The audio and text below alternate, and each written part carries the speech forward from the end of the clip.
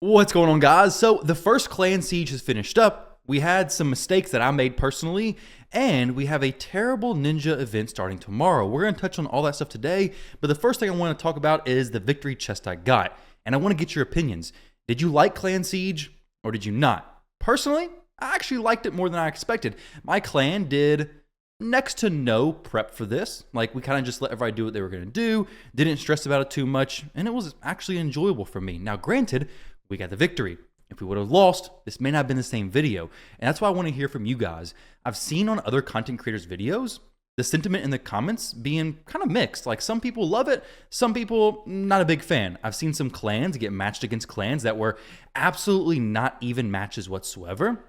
And this may just be a first-time matchup issues, but I'm hoping moving forward, we don't see like top 20 clans matched with, 500 plus clans. I don't know if that happened, but I had heard from some players that they were matched against clans that they had no right actually going against. So I don't know how the matchmaking is going to work, but I do want to share with you guys what I actually got from my chest, and then we're going to talk about the mistakes that I made. So these were the rewards. We got the avatar. They buffed them significantly. Obviously, significant boost in the rewards. I love that because before a tier 1, horrible. I don't know what tier 1 victory chest is, but this is tier 6. So tier 6 victory chest there. We're going to claim this. So I ended up getting 9 artifacts, as well as, what was this, given a lot of accessories. How many is this? 1, 2, 3, 4, 5, 6, 7, 8. 8 accessories. 8 accessories, 9 artifacts of the basically upgraded perception set. And honestly, this set's really good. Well, I'll take that back. It's really good, but not necessarily for the reason that you may be thinking. So this set is as a kind of, I guess, set up as a polymorph counter set. I don't think it's gonna be much of a polymorph counter at all, because if you look at the set bonuses, it's at 6 piece. You get a 50% chance to prevent the placement of sheep devos placed by the polymorph blessing. Now, the blessing at 6-star has a 25%, I think it's 20% at 6-star. So a 20% chance of placing, you have 50% chance of blocking that. So it's better than nothing, but it's still not great. And the issue with 6 piece is that, okay, we have 6 pieces there. So 1, 2, 3, 4, 5, 6. You have 3 pieces remaining. So you couldn't mix this with like Stone Skin plus the Feral set. That would be awesome if you could. If you could mix the Feral set with another highly beneficial set, that would be incredible. That would make it more worth it, in my opinion. But in the current situation, I just don't think going 6-piece Feral, banking on resisting or blocking the polymorph, is worth it. But I do think these 2 pieces, 3 pieces, and the 4 pieces are actually very solid. We have extra accuracy in the 1 piece, which is fantastic. Now your ring slot can give you an extra 40 accuracy, which before there was no other piece that could do that, as far as I'm aware. I think all the other sets are resistance on the first piece. So now your ring can essentially give you 40 accuracy. Your ring plus your necklace now gives you plus 5% speed. So moving forward, your speed champions, there's not much reason, assuming you can't get protection accessories, to have just some feral accessories on them. Very solid in that sense. Since I accidentally closed off the list and the Just News not showing correctly, I want to show you all the pieces I got. The Hellhaze Optimizer, you can sort by feral and only show your accessories if you want. So I have a Lizardman ring, a Sacred Order ring, a Bannerlord ring, a Dark Elf necklace, Undead Horde necklace, an Ogren Tribe necklace, a High Elf banner, and a Bannerlord banner. Now, at very first look, very first glance, I'm not for sure if I'm going to use any of these anywhere. My Siphi may be able to benefit from some of this stuff if I was to get the 2 pieces to get extra speed, but currently she has 3-piece protection. It's going to be kind of difficult, honestly, to make that happen. We have 4-piece speed. We already got a set broken here.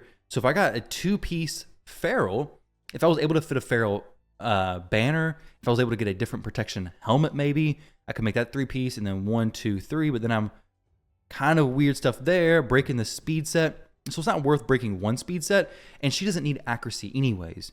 So the only way it would make sense is if I had 2 accessories, 2 feral accessories, and slotted them in there, because currently the 2 protection's just gonna be better for me. Well, actually 3 protection. So 3 protection for an extra 12% speed. 2 feral would be less speed than that. Let's see how much speed that would be. I believe it's what, 5%?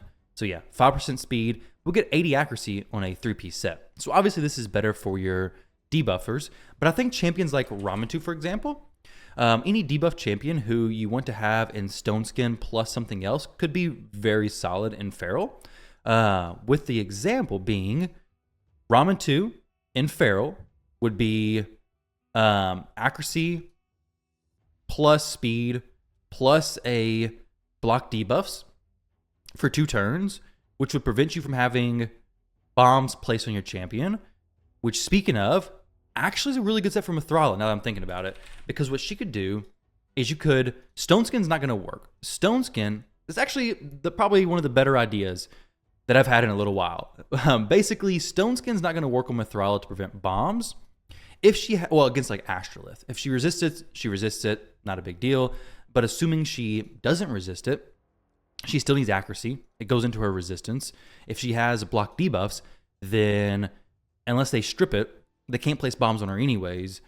Stone Skin bombs can still be placed through it, as well as HP burn. So champions like Sulfurion can burn her down. Champions like, what's that one Ogre and Trap dude who does the burns? You know what I'm talking about. But he will also break Mithrala. So this could be a very good set for Mithrala specifically. Now, from the Feral pieces I got, let's see if anything is useful. This, not really. This, no. Unless it like triple rolls into this or double rolls, I may rework it, but it doesn't, so I'm probably not going to do that. This could go a triple, and I may rework this on the attack percentage. Okay, I mean, this could be worth it. It's a quad roll, essentially attack percentage with accuracy. No speed, no crit rate, nothing like that. So this is just not super useful. Just for the sake of this video, let's rework this, see if I get anything good. Please, please, please, something good. Oh, attack percentage again, but with crit rate this time, so it is slightly better. This piece is basically potential rework material. Not going to be reworked just yet, most likely, but I'm looking for speed substats. Speed substats are really where I'm going for here. We do have these boots with speed main stat, which are very good. So something like this could work out great on Mithrala. Mithrala is a Dark Elf champion, so getting her the accessory makes a lot of sense. Extra 20 resistance there. I did get an accessory, a Feral accessory, so maybe we get some accuracy rolls here. That'd be amazing. 1 accuracy roll, at least 2, and it's good enough. Oh, no, not 2, unfortunately, but this is a built-in 5% speed, and 3 set would be an extra 40 accuracy. So we could not go Stone Skin with her, stack some Feral pieces, get some Feral down here, some Feral up here. Should be fast. It should make sense. And honestly, I think this could be a very solid set for her. But we're going to need a lot more pieces than this. So the next thing I want to talk about is the mistake that I made. So in our attacks, I targeted, let's say, the Magic Tower. I forget where it was, but I fought a player, I think it was a Stronghold. So I fought a player who, when I did the battle, I ended up losing to him. And then after I lost, I went to go back in there, but I backed out for a second. And then when I went to go back in there, a clanmate of mine started their attack. Well, when you attack, you use one of your attack scrolls, but then if you lose, you can still rebattle using one of the purple scrolls, the retry scrolls. But what happened is I went in, battled, I lost, but I made a small mistake. I could have fixed it, went in, and then actually got the victory.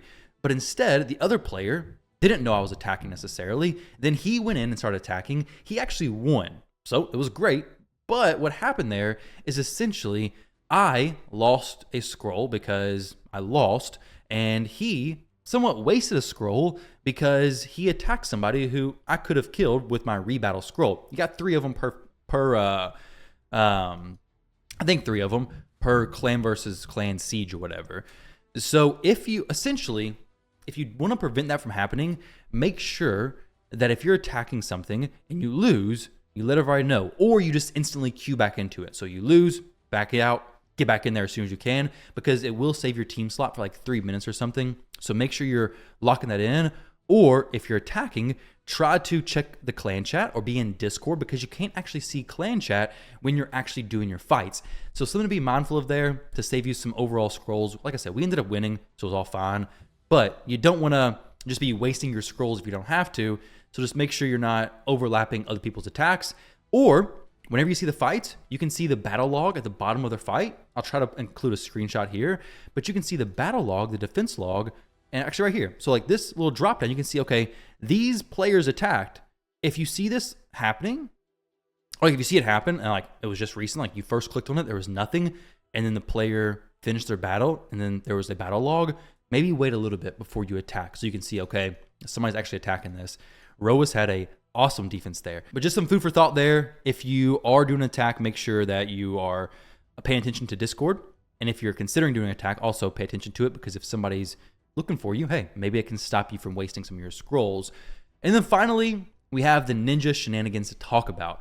So the champion chase tournament tomorrow is a ninja soul. This is horrible. The only way you're going to get this is if you're a Kraken.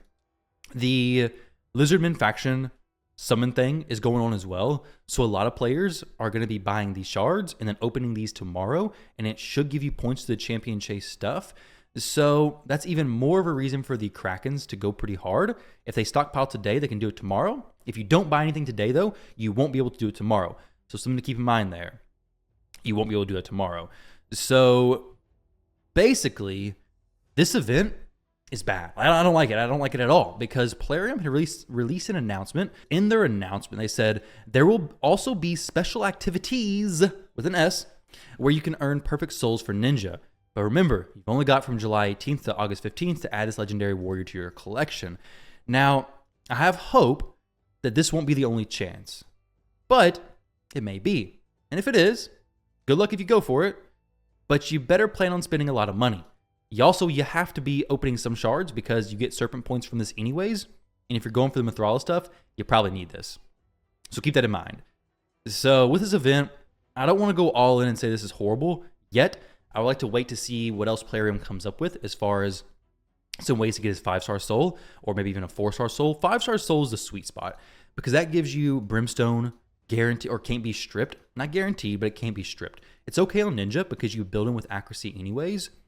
So having the protected is all that matters. The guaranteed, it's not as big of a deal. It helps for sure, but I wouldn't spend 300 essence for that. Now you could go crushing Rin at that point, but for me, my Ninja is really just a damage dealer from the burns. So you guys can decide for yourself if you're going to go for that, but plan on spending a lot of money if you do, which for me, just not worth it. You can just spend the money on shards or soul stones, get enough souls to actually have a chance at getting Ninja, or just buying him from the shop when he comes in there. So guys, this video ended up being a little bit longer than I expected. I do want to say I'm considering picking up some shards today to open them tomorrow to see what I can get, because a lot of these lizards I could actually use. Pythion, Krokmar, Teox I don't have. I would love to have any of them. I don't know. I'm debating on it. Let me know what you guys think. But with that said, thank you all for watching. I appreciate you guys so much. Hope you have a great rest of your day, good weekend, good luck with whatever you're working on today, and catch you on the next one.